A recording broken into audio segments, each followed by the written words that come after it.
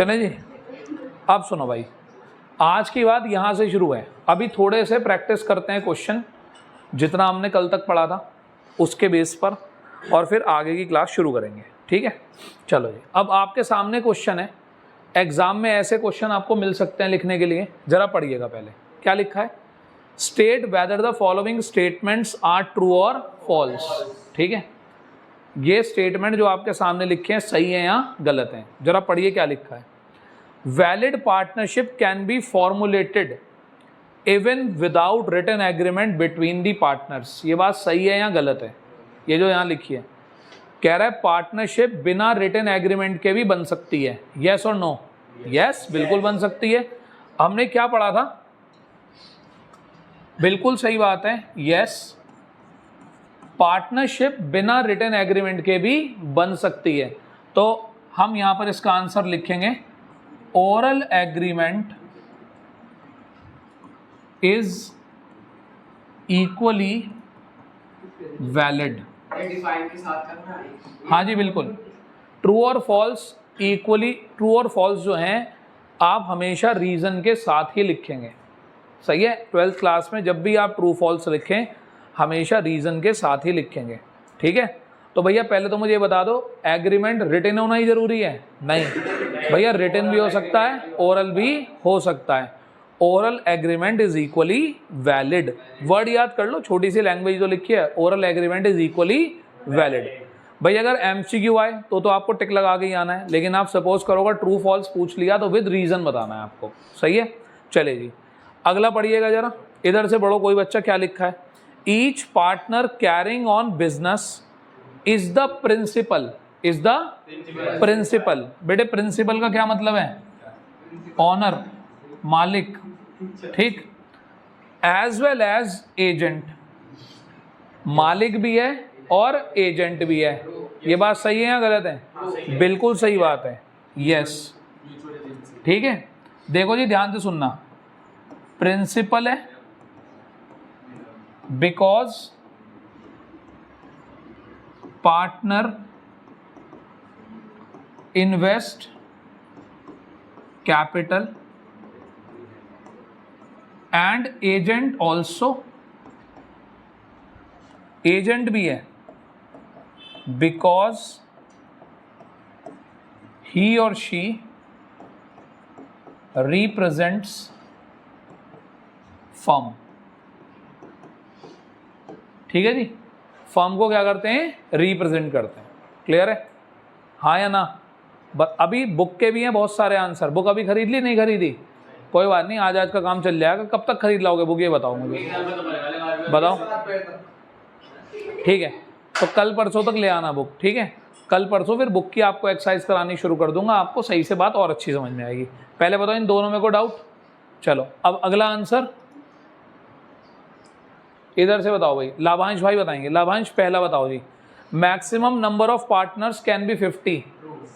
सही बात है नहीं? बिल्कुल सही बात है, यस, ठीक है। अब ये बताओ इस बात को सपोर्ट कैसे करोगे, रीजन क्या लिखोगे? इधर से कोई बच्चा रीजन बताओ जरा।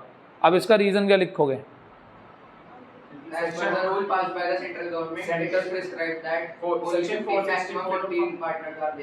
मेरी बात सुनो ध्यान से, कल की क्लास में हमने एक बात पढ़ी थी भाई, सुनो, चलो ठीक बताया बिल्कुल, जरा सुनो। कल की क्लास में हमने एक बात पढ़ी थी, क्या बात थी वो?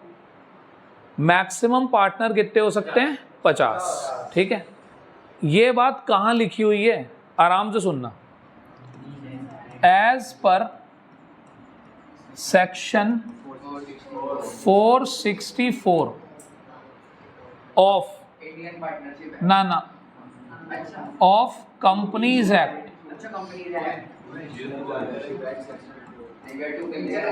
ठीक, central government can decide maximum partners which are 50 at present। भैया सुनना बात ध्यान से, as per section 464 of companies act, सही, सेंट्रल गवर्नमेंट डिसाइड कर सकती है जितने भी पार्टनर मैक्सिमम रखने हो, ठीक है। लेकिन वहाँ पर एक बात और भी लिखी है, आराम से पहले मेरी बात सुनो। किसने किसको पावर दी है? कंपनीज एक्ट ने पावर दी है सेंट्रल गवर्नमेंट को। मैं कंपनीज एक्ट, तुम सेंट्रल गवर्नमेंट, मैंने तुम्हें पावर दी कि भाई साहब मैक्सिमम पार्टनर कितने रखने हैं तुम डिसाइड कर लो, लेकिन वो 100 से ज़्यादा नहीं होने चाहिए। यही बात भी लिखी है वहाँ, 100 से ज़्यादा नहीं होने चाहिए। तो फिर हमने कितने रख लिए? 50। यानी कि अब ऐसा हो सकता है, आप तो 50 पढ़ रहे हो सकता है 1-2 साल बाद उसे 50 से बढ़ाकर कितना कर दिया जाए, 70, 80 हो सकता है कुछ कर दिया जाए, क्योंकि ये पावर अभी सेंट्रल गवर्नमेंट के हाथ में है, ठीक है। किसी ज़माने में पार्टनरशिप में मैक्सिमम 20 पार्टनर अलाउ होते थे। किसी ज़माने में, आपसे अगर 4-5 साल पीछे चले जाओ तो कितने पार्टनर अलाउ होते थे? केवल 20। और आज कितने हैं? मैक्सिमम 50। आ रही है बात समझ में? क्योंकि जैसे जैसे इंडिया में बिजनेस का स्ट्रक्चर बड़ा होता जाएगा, इस नंबर ऑफ पर्सन को हम बढ़ाते जाएंगे इसके अंदर। क्लियर है? कोई डाउट यहाँ तक? अगला बताना भैया। Method of settlement of dispute among the partners can be the part of partnership deed. कैसी बातें करते हो? पहले ये बताओ, पार्टनरशिप डीड में हम क्या लिख सकते हैं? हम क्या लिख सकते हैं पहले बताओ। बताओ, कुछ सेलेक्टेड बातें हैं जो हमारा मन करे। भाई साहब, पार्टनरशिप डीड क्या है तुम और थोड़ी गहराई से समझो।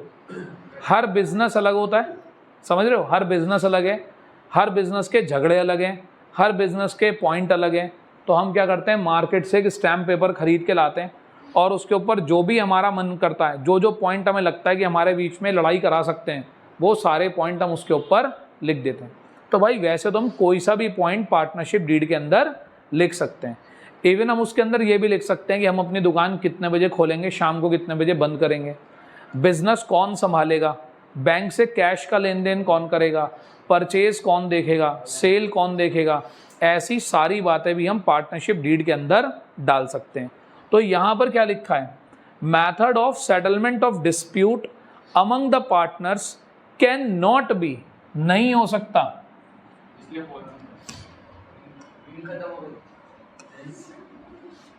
Can not be part of the partnership deed. ठीक, तो भैया कैन बी, बिल्कुल। तो ये क्या है? ये फॉल्स है, उसकी बात गलत है बेटे। एनी मैटर, कोई भी ऐसा मामला, विच कैन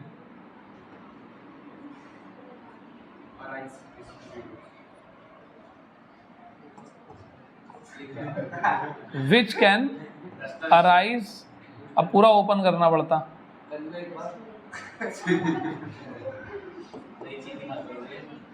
अभी बताता हूं, ठीक है। Can be added to deed, सही है जी। कोई सा भी मैटर ऐड कर सकते हो आप, जो आपको सही लगे वो आप ऐड कर सकते हो। आगे देखें जी, अगला बताओ। If the deed is silent, interest at the rate of 6% per annum would be charged on the drawing. ठीक है, कोई भी इंटरेस्ट ऑन कैपिटल, कोई भी इंटरेस्ट ऑन ड्राइंग हम चार्ज नहीं करते। ठीक है जी।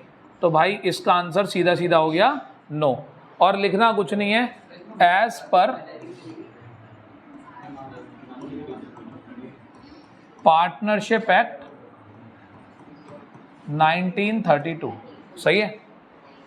क्लियर होती है बात? अच्छा, एक मिनट रुकना जरा। चलो जी, अगला पॉइंट बेटे आप ही लोग बताओ जरा क्या लिखा है।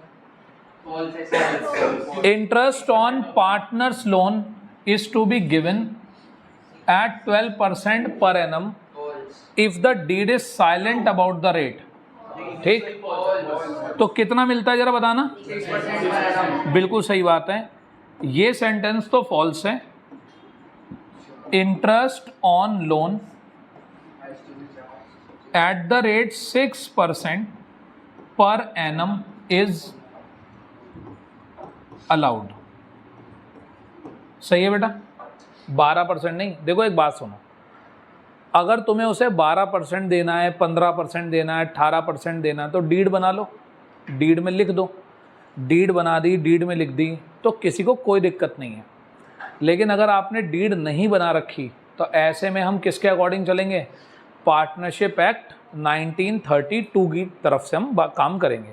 तो देखो बिल्कुल सिंपल बात है, या तो तुम डीड बनाओ, डीड में लिख दो ये सारी बातें, और अगर आपने डीड नहीं बनाई, डीड में बातें नहीं लिखी, तो फिर ऐसे में हमें क्या फॉलो करना पड़ेगा? Partnership act 1932। और वो क्या कहता है? प्रॉफिट शेयरिंग रेशो कैसा? Equal, interest on loan 6%, no salary, no commission, no interest on drawing, no remuneration. रट गया होगा आप सबको मेरे ख्याल से तो, ठीक है। अगला देखे जी, अब आराम से सुनना मेरी बात, यहाँ तक की बात आपको आ गई समझ में, ठीक। अब इस चैप्टर में कौन कौन से न्यूमेरिकल टॉपिक्स हैं, ठीक। कल भी मैं एक बात कर रहा था कि बेटा ये बात तुम्हें बहुत अच्छे से बताया कि पार्टनरशिप में यहाँ पूरी अकाउंट्स में ही 5 से 7% की थ्योरी होती है, बाकी सब क्या है? न्यूमेरिकल्स ही हैं। अब अपने पास अपनी कॉपी खोल लो ज़रा जल्दी से, कॉपी खोलो बहुत जल्दी के साथ, ठीक। फर्स्ट पेज ब्लैंक छोड़ दो, फर्स्ट सेकंड पेज ब्लैंक छोड़ दो, ठीक है, ब्लैंक छोड़ दीजिए फर्स्ट सेकंड पेज। उसके बाद लिखिए, चैप्टर हमारा वही चल रहा है फंडामेंटल्स, फटाफट से अपने पास लिख लीजिए टॉपिक्स टू बी कवर्ड। इस चैप्टर के अंदर ये 8 टॉपिक हैं जो आपको पढ़ने हैं, ठीक है। हाँ बेटा तुम्हें क्या लग रहा था यहाँ पे पिक्चर चल रही है, तुम रोज ऐसे ही आओगे, ऐसे ही हाथ बांध के बैठ जाओगे, देखते रहोगे, काम खत्म हो जाएगा? बेटे वैसे ही चलना है सब कुछ जैसे हर साल चलता है, ठीक है, कोई नई बात नहीं है। लिखो फटाफट से पहला टॉपिक, फटाफट से लिखो टॉपिक्स टू बी कवर्ड। पहले टॉपिक का नाम है profit and loss appropriation account. अभी तुम लिखो फटाफट से profit and loss appropriation account. ये चैप्टर 1 के टॉपिक्स हैं ना? जी हाँ। दूसरा है पार्टनर्स कैपिटल अकाउंट, दूसरा टॉपिक है पार्टनर्स कैपिटल अकाउंट जो हमें इस चैप्टर के अंदर पढ़ना है।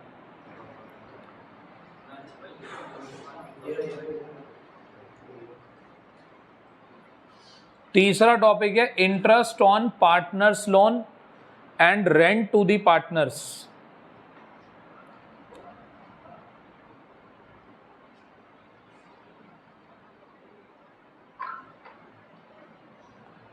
फोर्थ टॉपिक है आपका interest on drawings. Fifth topic है interest on capital.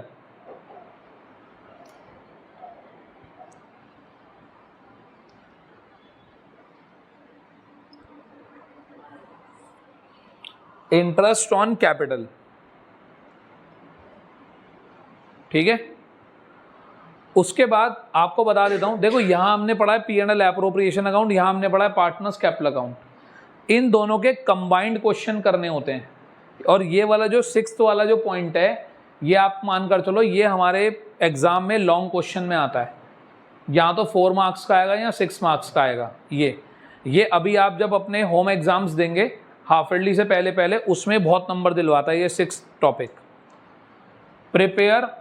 Preparation of P&L appropriation account and partners capital account.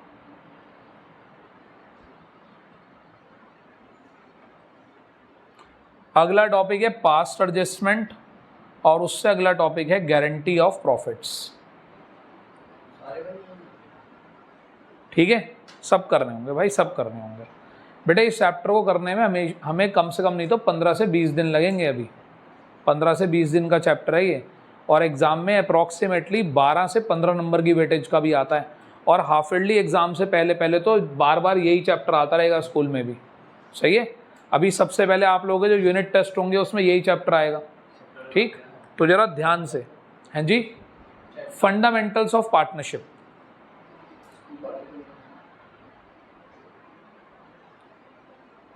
बेटे कॉपी कर रहे हो? कर लिया यहाँ तक कॉपी? कितने टॉपिक कॉपी हो गए हमारे? 8। तो अब हमें करना क्या है, धीरे धीरे करके इन 8 टॉपिक्स को पढ़ना है। इन फ्यूचर आपको कभी भी दिक्कत आए तो भैया कृपा करके मुझे ये बताना कि भैया मुझे इंटरेस्ट ऑन ड्राइंग में दिक्कत है, इंटरेस्ट ऑन कैपिटल में दिक्कत है, टॉपिक बताना। हमने इस चैप्टर को 8 पार्ट में डिवाइड कर दिया। आगे चलते हैं जी। अब भैया ज़रा सुनना थोड़े से, अब टॉपिक लिख लिए, अब तक की बात समझ में आ गई, हाँ या ना? पक्का समझ में आ गई बात? चलो अब आपको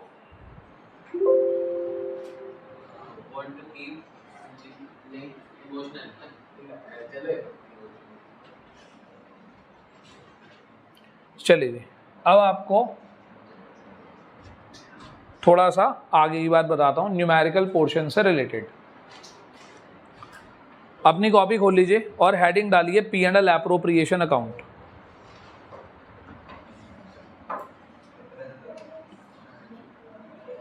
हेडिंग डाल लीजिए P and L appropriation account. P and L appropriation account.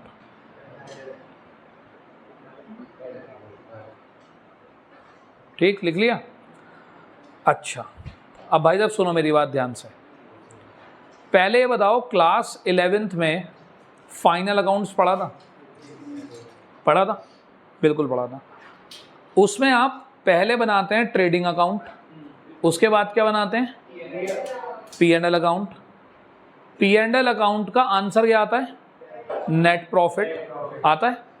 और हम क्या करते थे, उस नेट प्रॉफिट को उठाकर कैपिटल में ऐड कर देते थे क्लास 11th में।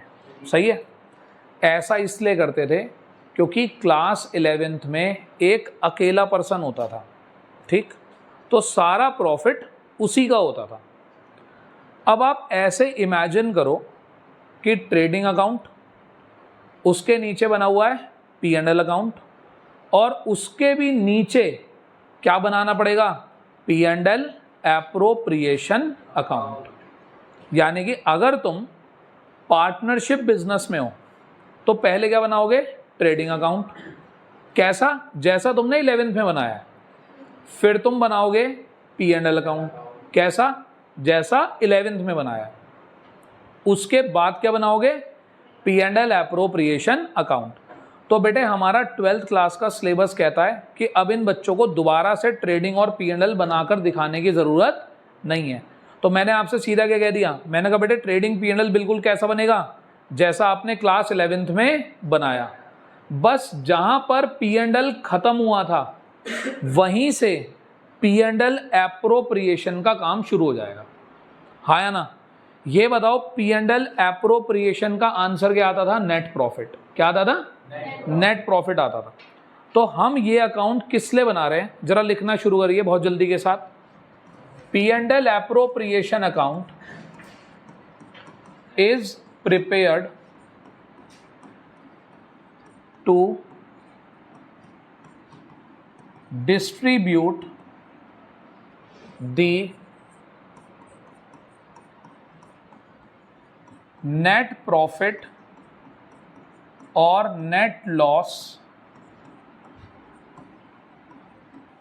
between or among the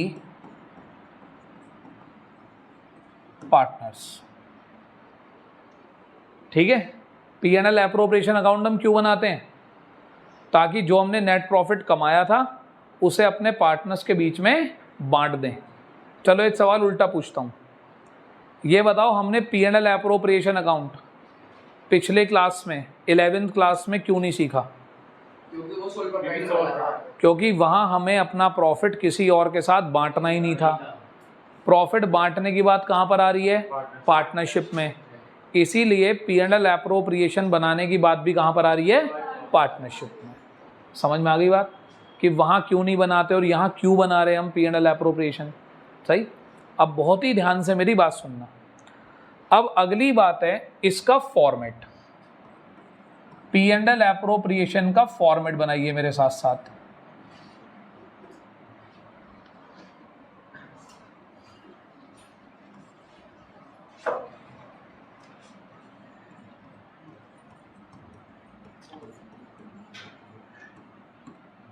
P&L appropriation का फॉर्मेट मेरे बेटे बिल्कुल आराम से बनाइए। पर्टिकुलर्स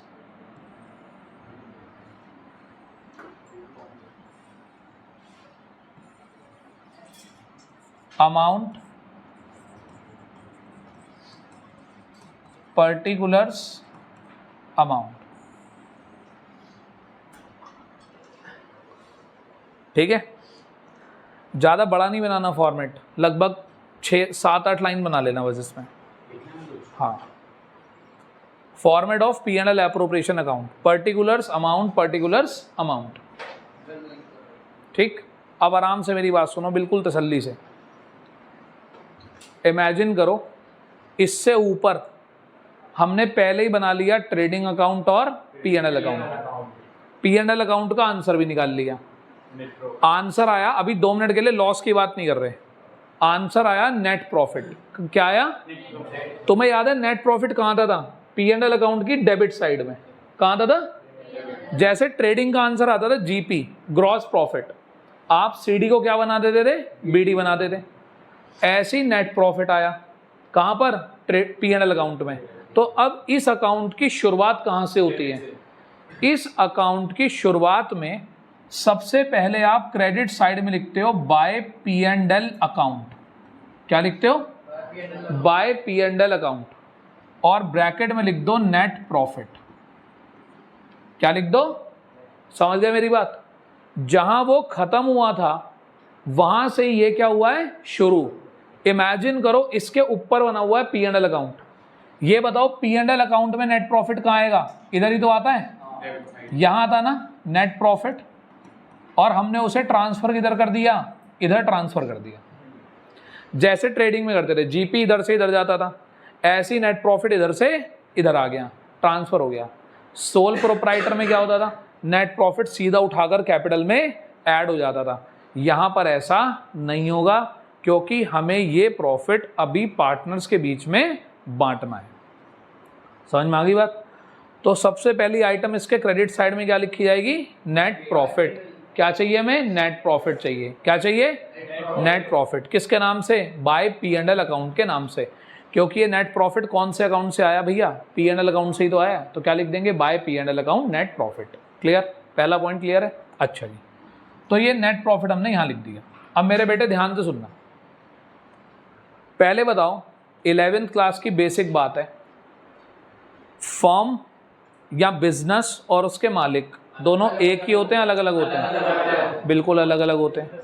सेपरेट एंटिटी प्रिंसिपल कहते हैं हम उसको, कि बिजनेस और बिजनेस के मालिक दोनों कैसे होते हैं? अलग अलग होते हैं। ठीक है, हाँ या ना? अच्छा, अब तो इसका मतलब यहाँ पर हमारी फर्म अलग है और हमारे पार्टनर अलग है। ठीक, अब आराम से देखना इधर, फर्म अपने पार्टनर को जो भी देगी, फर्म अपने पार्टनर को जो भी देगी, F फॉर फर्म और P फॉर पार्टनर। F ने किसको दिया? P को। फर्म ने किसको दिया? पार्टनर को। फर्म अपने पार्टनर को क्या क्या दे सकती है? ध्यान से सुनना। फर्म अपने पार्टनर को दे सकती है सैलरी, सैलरी टू पार्टनर, अगर पार्टनरशिप डीड में लिखा हो तो, यानी कि अगर हमारे क्वेश्चन में लिखा हो तो। और क्या दे सकती है फर्म अपने पार्टनर को? Interest on capital. क्या दे सकती है? इंटरेस्ट ऑन कैपिटल दे सकती है।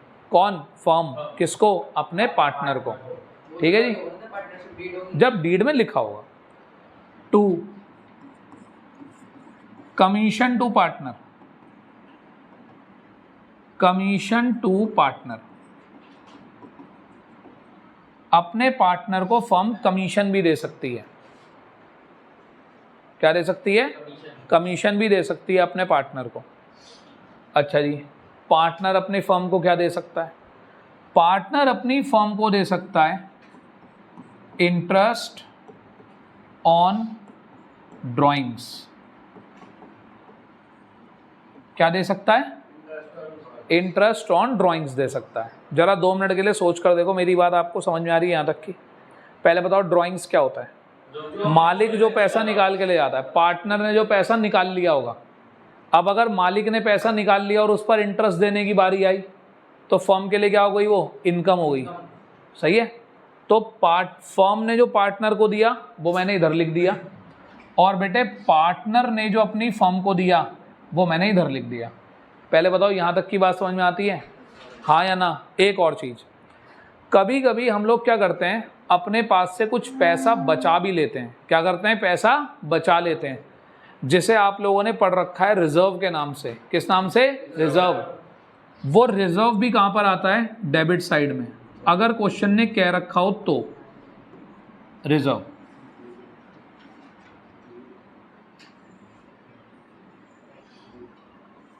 अब इसे क्लोज कर देते हैं।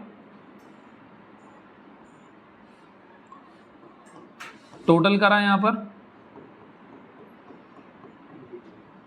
और यहां पर जो आंसर निकल कर आएगा उसे बोलते हैं डिविजिबल प्रॉफिट। क्या बोलते हैं, डिविजिबल प्रॉफिट।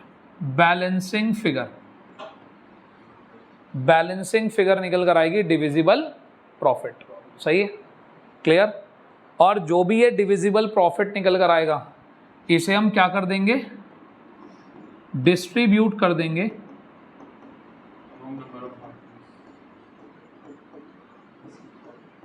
बिटवीन और among partners in profit sharing ratio. Divisible, DIV का मतलब है डिविजिबल प्रॉफिट। कहीं कोई समस्या आ रही हो तो पूछ लो। बेटा इधर ये लिखा है P&L account, net profit, interest on drawing, salary to partner, interest on capital, commission to partner, reserve. और जब आप इसे क्लोज करोगे तो इधर निकल कर आएगा डिविजिबल प्रॉफिट। और डिविजिबल प्रॉफिट को आप पार्टनर्स के बीच में क्या कर दोगे, बांट दोगे उनके प्रॉफिट शेयरिंग रेशो में, हाँ या ना। अब सारी बातों की एक बात हमें शॉर्ट में ये समझ में आई कि भैया देखो, नेट प्रॉफिट तक निकालने का काम तो वैसा ही होता है जैसे हमने 11th में सीखा था। तो क्या वो 12th में भी बनवाएगा हमसे final account? Answer is no, नहीं। जैसा ट्रेडिंग और P&L 11th में बनता है वैसा 12th में भी बन सकता था, लेकिन वो हमारे सिलेबस में नहीं है। तो हमारा सिलेबस कहाँ से शुरू हो रहा है, जहाँ 11th का सिलेबस ख़त्म हो गया। नेट प्रॉफिट तक निकालना सबको आता है। तो नेट प्रॉफिट निकालने के बाद उस नेट प्रॉफिट का क्या किया जाता है वो आप यहाँ पर सीख रहे हैं। भाई आप सोच कर देखो, फर्म को प्रॉफिट हुआ, फर्म उसी प्रॉफिट में से अगर डीड में लिखा है अपने पार्टनर को सैलरी दे देगी, अपने पार्टनर को इंटरेस्ट ऑन कैपिटल दे देगी, अपने पार्टनर को कमीशन दे देगी, और कुछ पैसा उठाकर रिजर्व में डाल देगी, और जो बच जाएगा उसे पार्टनर्स के बीच में बांट दिया जाएगा उनके प्रॉफिट शेयरिंग रेशो में। यानी कि ये अकाउंट क्यों बनाया जाता है कि जो हमने प्रॉफिट कमाया उस प्रॉफिट को हमने पार्टनर्स के बीच में कैसे डिस्ट्रीब्यूट किया। पहले बताओ यहाँ तक की बात समझ में आ रही है, हाँ या ना।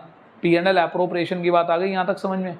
अब एक और बात, इस अकाउंट के अंदर जो भी मैंने यहाँ लिखा है, इसके अलावा कोई भी चीज़ इसके अंदर और नहीं लिखी जाएगी। बताओ क्या क्या लिखा है इसके अंदर। पहली पॉइंट पढ़ो उधर से, क्या क्या आता है, net profit, interest on drawing, इधर क्या आता है, सैलरी, उसके बाद interest on capital, commission, reserve और डिविजिबल प्रॉफिट। आ रही है बात समझ में, हाँ या ना।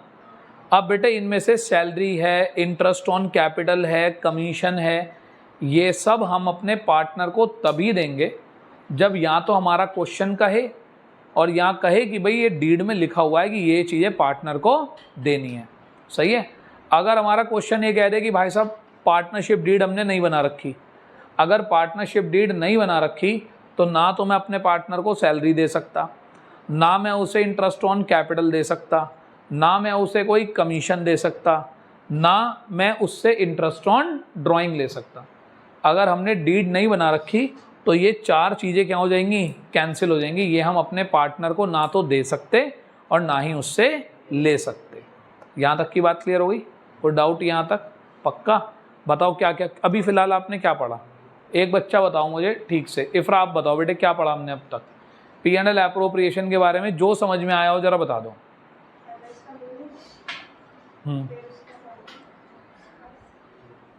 बताओ इसके बारे में जो और आपको समझ में आया हो।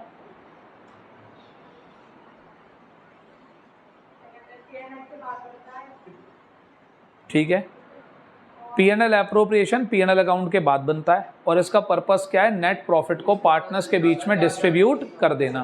क्लियर है, यहाँ तक की बात समझ में आ गई, हाँ या ना। अच्छा, अब एक और बात आ रही होगी दिमाग में, आनी चाहिए कि भैया एक बात बताओ, आपने यहाँ डिविजिबल प्रॉफिट तो लिख दिया, सही है, क्या ऐसा नहीं हो सकता कि डिविजिबल लॉस भी हो जाए? नहीं।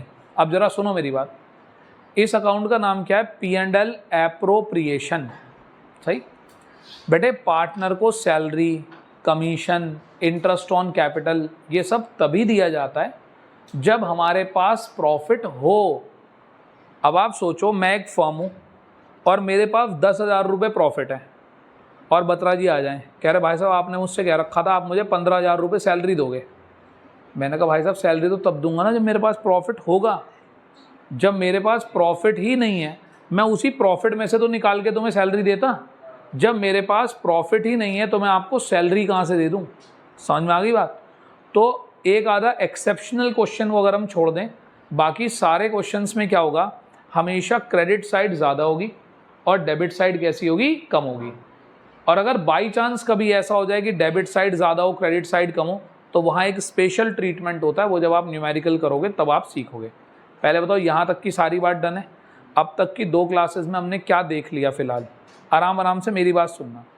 सबसे पहले हमने देखा पार्टनरशिप का मीनिंग। पार्टनरशिप का मीनिंग लिखा हुआ है section 4 of Indian partnership act 1932 में। पार्टनरशिप के मीनिंग के अकॉर्डिंग पार्टनरशिप करने के लिए कम से कम 2 लोग चाहिए, ज़्यादा से ज़्यादा 50 लोग चाहिए। पार्टनरशिप के लिए एक एग्रीमेंट होना ज़रूरी है। एग्रीमेंट रिटन भी हो सकता है, एग्रीमेंट ओरल भी हो सकता है। Oral agreement is equally valid. Partnership करने के लिए बिजनेस की ज़रूरत होती है, कोई ना कोई बिजनेस होना चाहिए। अगर हम मिलकर कोई चैरिटेबल काम करें, कोई मिलकर एक प्रॉपर्टी खरीद लें, क्या वो बिजनेस है? नहीं है। जब तक आप उसकी इकोनॉमिक एक्टिविटी में उसे बार बार रिपीट नहीं कर रहे तब तक वो बिजनेस नहीं है। तो जब तक बिजनेस नहीं है तब तक आप उसे पार्टनरशिप नहीं कह सकते। क्लियर है? यहाँ तक की बात क्लियर है? उसके बाद पार्टनरशिप डीड क्या होता है? पार्टनरशिप डीड रिटन एग्रीमेंट होता है। उसके अंदर हम अपनी सारी टर्म्स एंड कंडीशंस लिखते हैं। क्यों लिखते हैं? क्योंकि कहीं हमारे बीच में कोई डिस्प्यूट ना हो जाए। सही है? डिस्प्यूट को अवॉइड करने के लिए क्या बनाई जाती है? पार्टनरशिप डीड बनाई जाती है। पार्टनरशिप डीड एक सुप्रीम डॉक्यूमेंट है। कैसा डॉक्यूमेंट है? सुप्रीम। बेटे क्या होता है सुप्रीम? सबसे बड़ा, सबसे ज़्यादा जिसको माना जाए। पार्टनरशिप डीड एक सुप्रीम डॉक्यूमेंट होती है। किस पर बनती है? स्टैम्प पेपर पर बनती है। कहाँ बनती है? स्टैम्प पेपर के ऊपर। जब आप किसी के साथ पार्टनरशिप करेंगे और आपको लगता है कि यार बहुत कन्फ्यूज़न हो जाएगा अगर हम ओरल रखेंगे तो आप मार्केट से स्टैम्प पेपर खरीदो, उसके अंदर अपने बीच की सारी बातें लिखो, लास्ट में सब लोग उस पर साइन करो, अपना अपना थंब इम्प्रेशन लगाओ और कोर्ट में जाकर उसकी रजिस्ट्री करा लो। वो एक पक्का डॉक्यूमेंट बन गया। और गवर्नमेंट आपको फ्रीडम देती है, आप उसके अंदर जो लिखना चाहो वो लिख सकते हो। क्योंकि देखो हर बिजनेस की प्रॉब्लम अलग अलग होती है, तो आप अपनी अपनी प्रॉब्लम के अकॉर्डिंग उसको बना सकते हो। अब बात आती है थोड़े से न्यूमेरिकल पोर्शन की। तो इसके अंदर हम सबसे पहला अकाउंट बनाना सीखेंगे जिसका नाम है P&L एप्रोप्रिएशन अकाउंट। क्या सीखेंगे? P&L appropriation account. P&L appropriation account profit को पार्टनर्स के बीच में डिस्ट्रीब्यूट करने के लिए बनाया जाता है।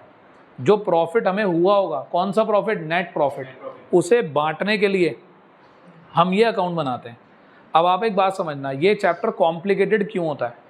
मुझे आपको ये सिखाना है, लेकिन इसमें इंटरेस्ट ऑन ड्राइंग एक अलग टॉपिक है, इंटरेस्ट ऑन कैपिटल एक अलग टॉपिक है, कमीशन टू पार्टनर एक अलग टॉपिक है। यानी कि इसके अंदर ये सारे छोटे छोटे क्या हैं? टॉपिक्स हैं। तो जब आप ये छोटे छोटे टॉपिक सीख लोगे तब आप क्या सीखोगे? P&L एप्रोप्रिएशन अकाउंट बनाना। समझ में आ गई बात? ये एक बड़ा टॉपिक है, इसके अंदर ये सब छोटे छोटे टॉपिक हैं जिसके ऊपर क्वेश्चन आते हैं पेपर में। तो हमें पहले उनकी बात करनी है, फिर हमें P&L एप्रोप्रिएशन बनाना सीखना है। ठीक है? कल हम क्या करेंगे? कल हम आते के साथ ही पहले थोड़े से MCQ क्वेश्चन की प्रैक्टिस करेंगे। किसकी प्रैक्टिस करेंगे? क्यों करेंगे बेटे? क्योंकि बेटे ये मेरी जान के सबसे बड़ा दुश्मन है MCQ। मैं पिछले साल भी पूरे साल चिल्लाता रहा बेटे पढ़ लो एमसीक्यू, पढ़ लो एमसीक्यू, ना बेटा पढ़ा ना बेटी पढ़ी, अपने आप से कोई कुछ नहीं पढ़ रहा है कि नहीं। तो आगे 10-1 मिनट एमसीक्यू करेंगे, जो हमने अब तक टॉपिक पढ़ लिया उसके बेस पे लगभग 20-21 एमसीक्यू होंगे कल।